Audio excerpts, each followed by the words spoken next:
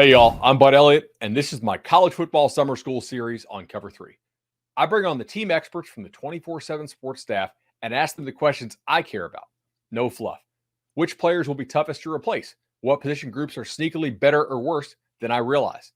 We get you the scoop on each team in 20 minutes or less. Let's go. Hey, guys, Bud Elliott here, and welcome back to College Football Summer School on the Cover 3 podcast. Today, we are talking Tennessee. They're off their best season in a long time, and to do that, I'm going to bring on Patrick Brown of GoVols 24/7. Patrick, welcome back to the show, man. Glad to be back, Bud. Glad to be back in your summer school again for a second straight year. Absolutely. Last year, Patrick was on it, saw a lot of potential, a lot of promise for this team, and yet I feel like they also exceeded most people's expectations, winning 11 ball games. Not really lucky in doing so. Top 5 power rating, bunch of blowout wins, generally dominant. Only two losses really. What was it like to cover this team? I'll be honest, but it was a lot of fun. I've covered Tennessee going, full time going back to 2011, and to be honest, I've seen a lot of bad football. Gotten really good at covering coaching searches and random drama and things that a lot of people that are in this business maybe have not seen close up for. And we on the Tennessee beat have seen it multiple times. So it was a lot of fun. Tennessee had the best offense in the country. Won some really big games. They were undefeated at Neyland Stadium. They had so many big wins, big moments. You go back to Pittsburgh. They beat Florida in September. They go to LSU, and I think that was when people realized, like, oh gosh, this team could be pretty good. They win by 4 touchdowns down in Baton Rouge, and that Alabama game was an all-time classic. I'm sure maybe Alabama fans don't remember it that way. Tennessee fans will never forget it, but a lot of neutrals, as they say, probably love that game. It's back and forth, high scoring. So it was a lot of fun. And then, even covering a New Year's Six Bowl, Tennessee going to the Orange Bowl after they lost those 2 games in November was a lot of fun getting to cover like a big time bowl game. So it was a lot of fun for me personally. It was a lot of fun for a lot of Tennessee fans too. And I think everybody's just hoping that they can continue on this track and that nothing will stop the train and the momentum and the positive vibes that this program is come upon pretty quickly, because this time 2 years ago there was a lot of uncertainty, and this program's had a lot of tough times, and around this time 2 years ago, or 2 years and a few months ago, was probably one of the close, one of the close to rock bottom times there was. For sure. It's not often a program narcs on our head coach to avoid paying a buyout, but they are really, really rolling. I do have to give you one question from the comment section before we jump into the breakdown of the 2023 squad. Is there any truth to the rumor of the whole locker room fight before the South Carolina game? Because the Georgia loss, I can get, right? Like, Georgia's got great players. Tennessee, when they have better players, they usually steamroll everybody. That was just a weird one to watch. We still get this question from time to time. I don't know that there was a fight. I do think that there was a player in question is Jeremy Banks. He's the guy that was starting linebacker that missed that game. I think even if he plays, it doesn't matter. Tennessee was just had the bad night of all bad nights, and Spencer Rattler got hot early and stayed hot. It happens.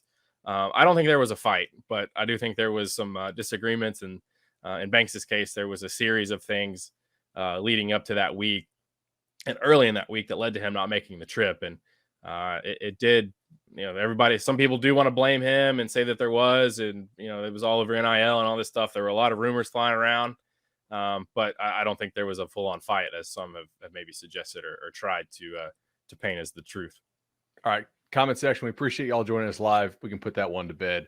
Patrick Brown with the final word on it. So as you mentioned, this was the best offense in the country last year, especially when Hooker was in there.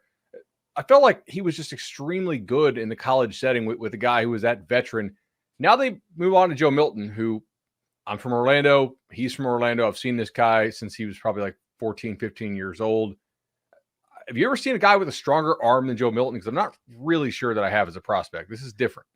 No, I think the best arm I've covered at Tennessee was probably Tyler Bray, and Tyler could throw the football all over the field, but you don't arms like Joe Milton's don't come along very often. I think if he was in the NFL right now, I mean, where would you rank him among strongest arms? I think he'd have to be up there, right? Top 3 at least. Like, I want to see a throw off with him and Josh Allen. Right. Yeah. I mean, and up in Neyland Stadium, watching them warm up and throw passes. And I mean, from up high, up at the perch that we have, it's pretty majestic to watch him throw the football 60 yards like it's nothing. I remember they they brought him in for a Hail Mary at the end of the first half of that Alabama game. Of course, there were like a million things that happened, so nobody remembers this, but he was like kind of falling away to his left from like the 35, 40-yard line and flicked his wrist, and it was so effortless, and the ball landed, front corner of the end zone. It is really amazing how well he can throw a football, and they've tried to get that to where he puts more touch on it, and he's able to make the shorter throws with better accuracy and more consistency, and I think he's shown signs of doing that. Patrick, obviously, he didn't work out at Michigan. Tennessee feels like they're able to unlock some accuracy stuff with him. I know just from, from talking to people around there. How will they call the game differently with Milton with his skill set than they did for a Hooker?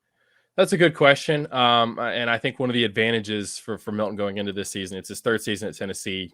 He knows this offense. The coaching staff knows him. Josh Heupel, Joey Housley has been Heupel's quarterbacks coach for a while. Now he's the offensive coordinator.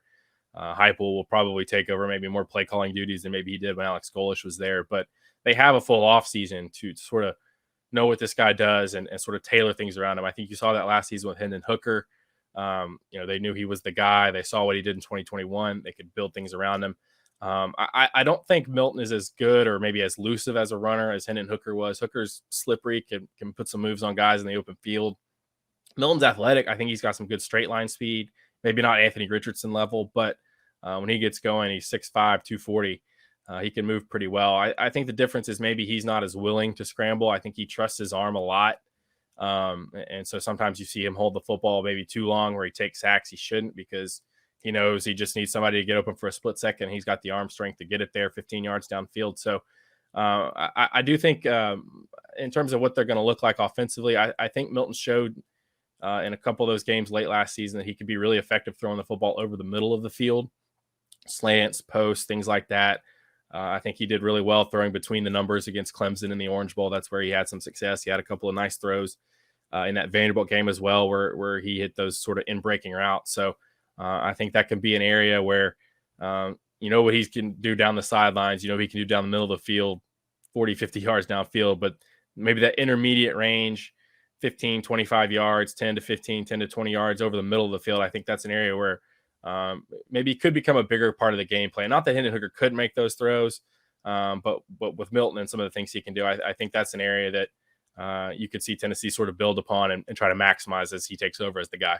And with his arm strength, you have to respect the throws outside the hashes so much. Like, you just don't have a lot of time to react to a ball that's humming like that. So maybe that just makes the middle of the field even more open if possible. But speaking of outside the numbers, no team in the country threw a higher percentage of its passes to outside receivers than Tennessee. And they lose Jalen Hyatt, so I know he played a lot of slot, and they lose Tillman.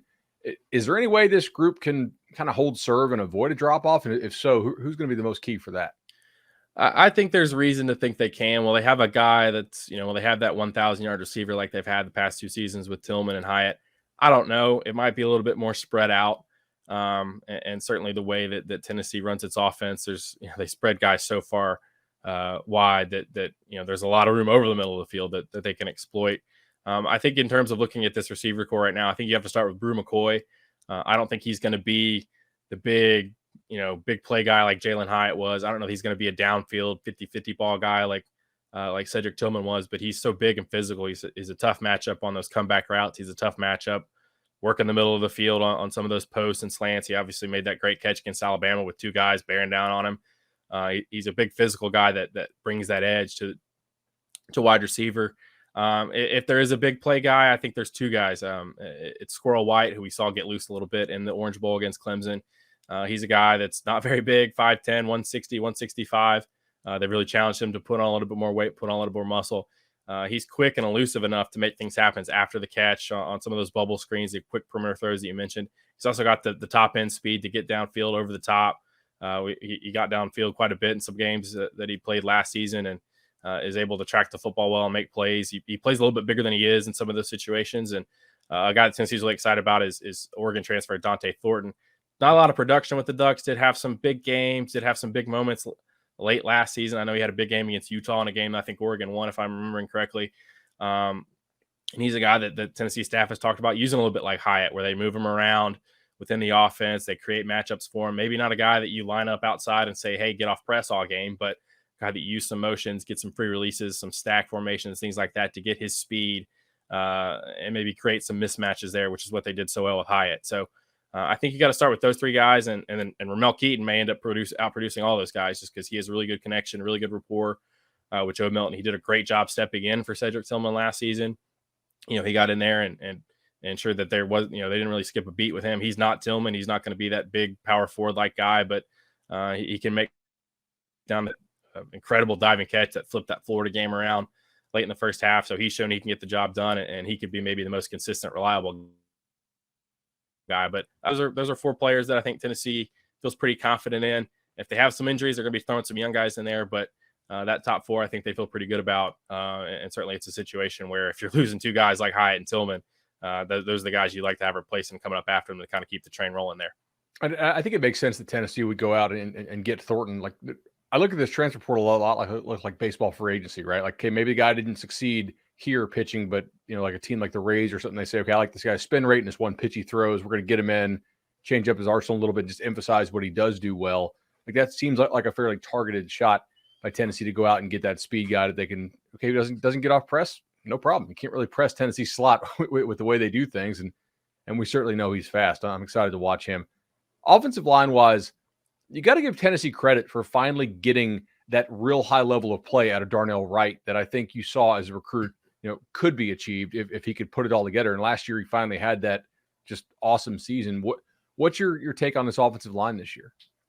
Yeah, they've got some big shoes to fill. You mentioned Darnell Wright, top 10 pick. He played at an elite level last season. Guys with his combination of size and power and agility and athleticism, they don't grow on trees. There's not another one of those, I think, rolling around the program right now. So, and then you throw in Jerome Carvin, who I think had more starts in his career than Wright did. Experienced guy. He gave them the luxury of, if anything happened to Cooper Mays at center, he could slide over from guard, play center. That's an underrated thing that gets overlooked because college football coaches can never have enough centers, guys snapping the ball. So they've got two big holes to fill there. Obviously, Cooper Mays comes back at center. Javonte Spraggins is back at right guard. Those will both be third-year starters. The other three spots on the offensive line are really up for grabs. And I know obviously Darnell Wright started at right tackle, but they've kind of opened up left tackle as well. Used a couple guys there, and Gerald Mincy was a transfer from Florida that started 7 games. Jeremiah Crawford started the other 6. They brought in John Campbell Jr. from Miami. He chose Tennessee over Florida and Florida State out of the portal. Started 12 games for Miami last season. So they've got some options there at those tackle spots with experience. Mincy flipped over to the right side. He'd kind of been maybe mostly a left side guy, but flipped over to the right some. Tennessee's got some guys that they think can play both left and right.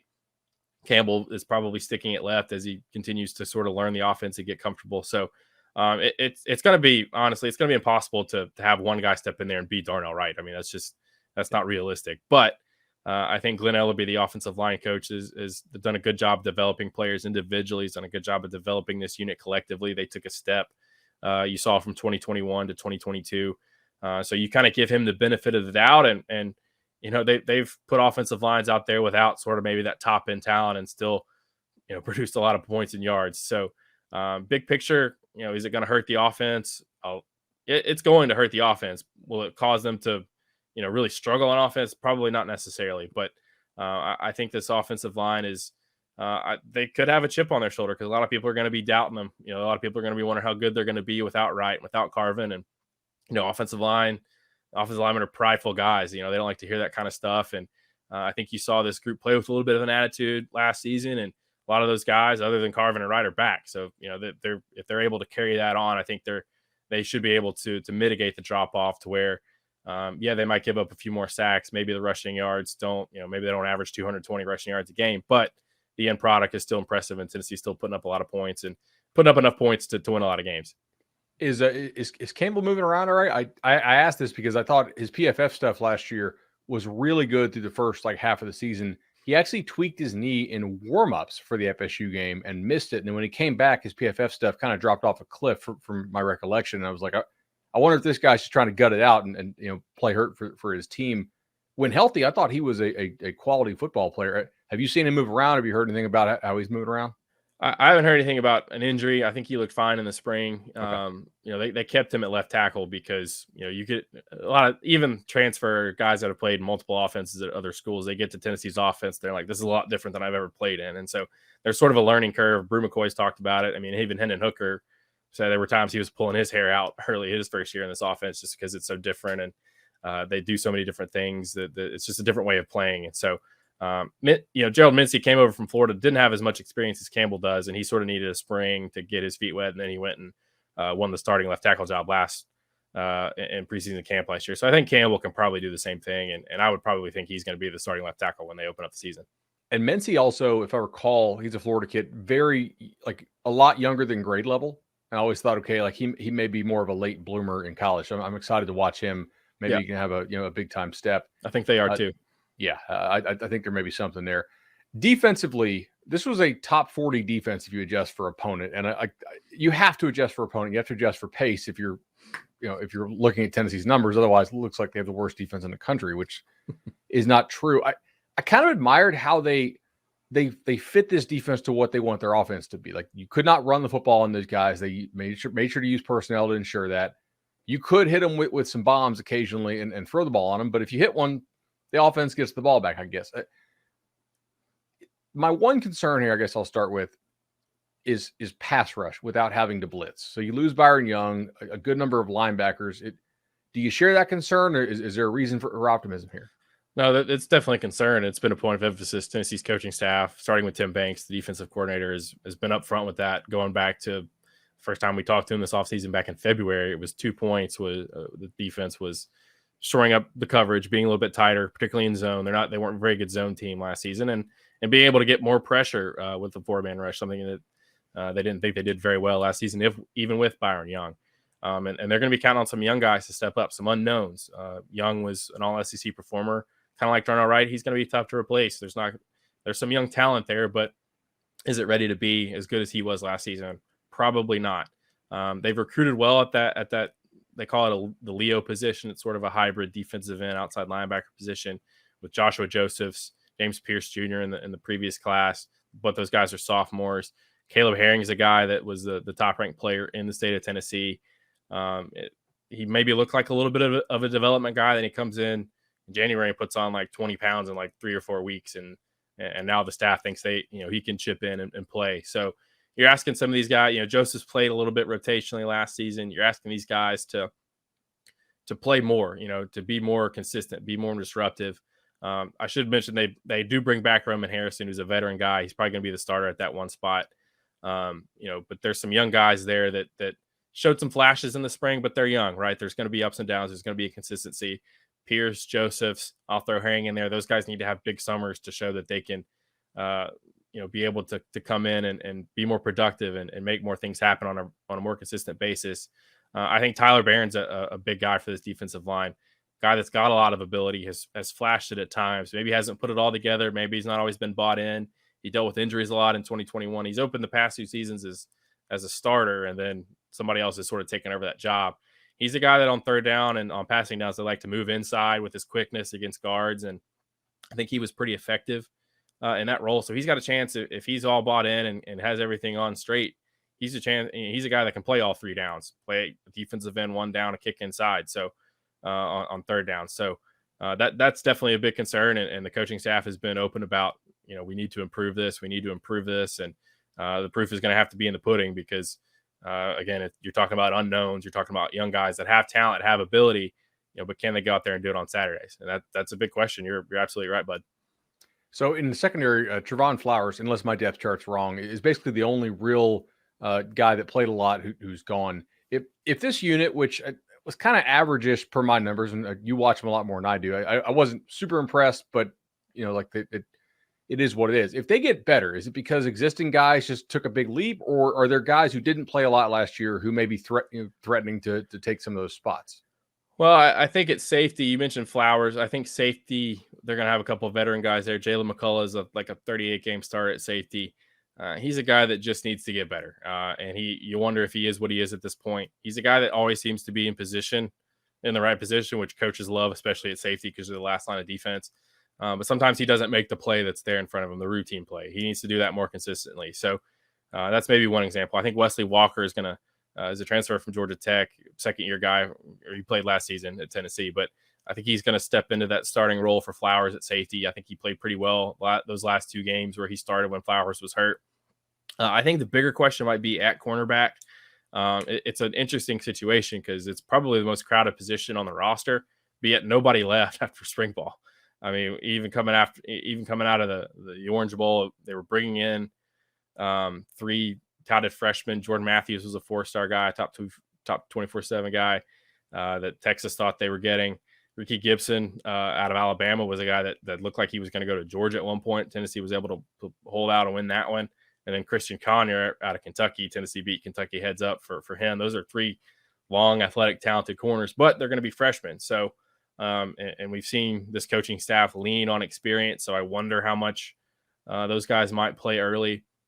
And then they brought in a transfer in Gabe Judy-Lally from BYU, started his career at Vanderbilt. I think he was pretty solid, maybe not a star at BYU, but was pretty solid in coverage. He had like 7 pass breakups, which is more than anybody on Tennessee's roster had. So to answer your question, though, with the way the way this staff operates, I think they're going to need those experienced guys to be more consistent, to play better, to improve. And I think their hope is that bringing in some new guys, bringing in some young competition. They did that at safety too with a couple of freshmen they really like. They're hoping that that makes these older guys realize that, hey, I got to fight for my spot. Whereas last season, Tennessee was so beat up at corner, they pretty much had to play whoever was healthy that week. So you look at a guy like Kamal Haddon. Early last season, he looked like he was Tennessee's best cornerback. Then he was just kind of a head case, very erratic, did a lot of talking, did more talking than playing well, I would say. If you can get that guy to play like he's got all of that energy and that juice, and you can get it all flowing in the right direction, he could be a pretty good corner. Danico Slaughter's a guy that played safety last season, moved to corner late in the year, looked like he was Tennessee's best corner, had a great game against Kentucky, great game against Clemson. Can he be a cornerback after being there all offseason and sort of adjusting and embracing that position? So you're looking at situations like that, guys, older guys that it's kind of now or never for them. You're going to be looking, I think, more for those guys than for these freshmen that they really like and are really talented. It's tough to throw a freshman in at cornerback because the other team's going to see, hey, that guy's a freshman. Let's throw at him till he proves something. And so that's just the nature of that position. And it's easy for those young guys to lose confidence. And so I think Tennessee's going to have to lean on some of those older veteran guys that fans don't want to hear that. They always like the new guys, but I think that's the route Tennessee's just going to have to take just to even get better. I mean, they were 127th, I think, in pass defense last season. And that's an area that they've obviously got to improve.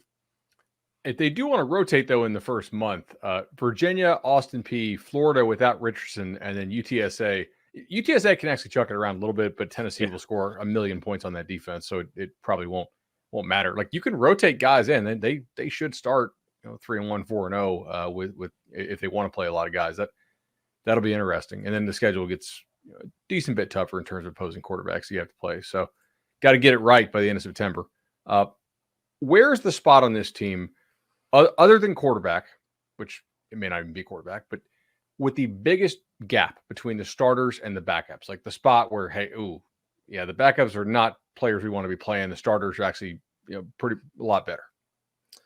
I think I would probably go with the offensive line. They've got some guys that have played, but behind that, they've got some guys that really haven't played a whole lot. We talked about Jerome Carvin earlier at left guard. Who's going to replace him? You've got a 6-year guy in Ollie Lane, who's been basically a career backup. He started some as an injury replacement a couple of years ago, but didn't play a whole lot last season. They got a couple of veteran guys there that have been around, but just haven't played. They brought in Andre Carrick from Texas, who his biggest contribution, I think, for Texas last season was sort of as a extra tight end. He was, when they wanted to go sort of a run heavy package, he was on the field as a tight end. Played a little bit earlier in his career there, but and then maybe Addison Nichols, who's another former 4-star guy, but he's a redshirt freshman, so a young guy, hasn't played a lot. So if they were to get some injuries on the offensive line, and even if they lost Cooper Mays, their center, the center in this offense is so important because he's sort of they call him the brake, the gas pedal, whatever. He's the tempo guy. He's the guy that's got to, because where he stands is where the rest of the offense stands. It sounds really basic, but when you're trying to snap the football with 32 seconds on the play clock, you got to have everybody lined up as fast as possible. And they coach the receivers and the running backs to get the ball to the umpire because he's the guy that spots the ball. So, the center's the guy that's got to have be the Energizer bunny that just keeps going and never gets tired. On top of all of the, the physical things you have to do battling guys. Cooper's a pretty typical center where he's a little bit undersized, 6'3", 305. He's not one of these 6'6", 320-pound tackles, So if they lost him, I think that would be he's probably one of the top 2 or 3 most valuable guys on the team just because of what he brings in his experience. So what would they do? We don't, I think Nichols would probably be his backup at this point. But again, he's a young guy who's never played. So I'd probably point to the offensive line. They've got 4 offensive tackles that probably not a lot of drop off between them. But if they lost some guys on the interior and had to move some things around, I just don't know how it would look. That was one of the luxuries that I think Tennessee benefited from last season. So they didn't really have many injuries on the offensive line. I mean, 4 of their 5 starters played like almost 900 snaps, and then they had sort of a revolving door rotation at left tackle. But those guys were pretty similar in what they brought to the table, how they played. Patrick Brown of Go Vols 24/7. Make sure you guys listen to the Go Vols 24/7 podcast as well. Thanks for joining the show, man. Enjoyed it. Thanks, Bud. Thanks for having me again.